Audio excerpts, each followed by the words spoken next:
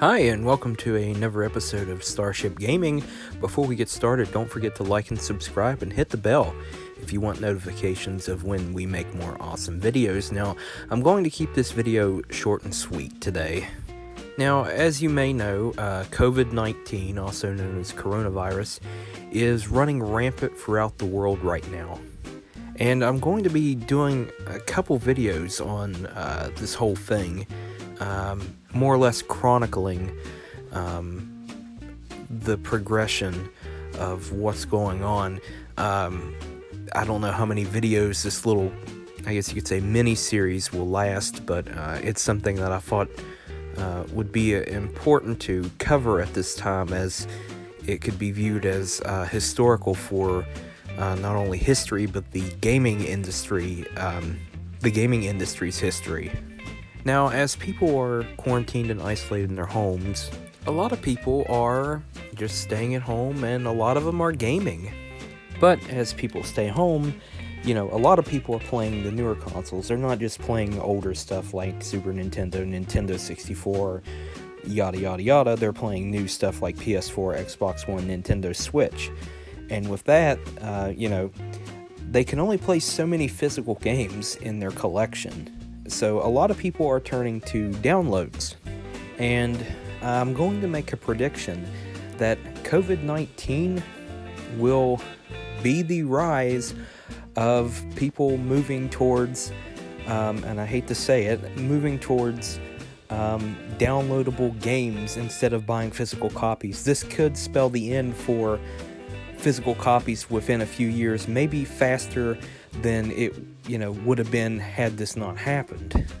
I mean, not saying that physical games will still be around 10 years from now or 15 years from now, because it's a possibility that they will, but this will accelerate the sales of downloadable games, and there's going to be more people downloading games than buying physical copies. It's basically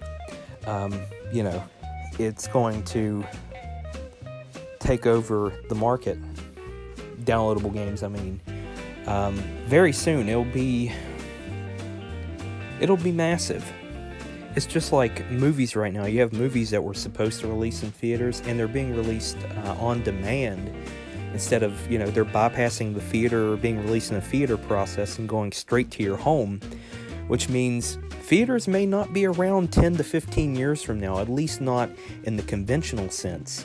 They'll still exist to some capacity, but not how they are today, which that is a dangerous precedent, but it's evolution, baby. And physical copies, you'll see systems, game consoles will still have them, but you'll see them dwindling more over time, or I should say more over this decade, and possibly the Xbox Series X, the PS5, and some of the other ones that are being released.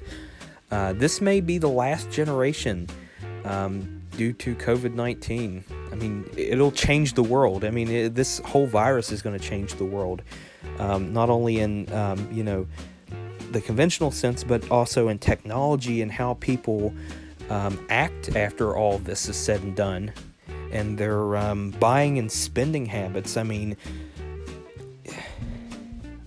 I'll go over some more of that in future videos.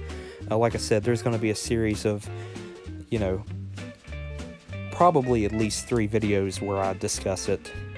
It's a scary time right now, but, for technology, it just keeps moving forward. So tell me in the comments down below, do you think that COVID-19 will be responsible for the end of physical games? Why or why not? Not immediately responsible, but responsible in a long-term sense, like 10 years from now, saying 10 years from now, yeah. Do you think it'll be partly responsible?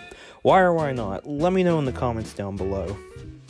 And I hope everyone is staying safe out there. Like I said in my last video, if you haven't watched it, please go back and watch it if you haven't yet. The previous episode.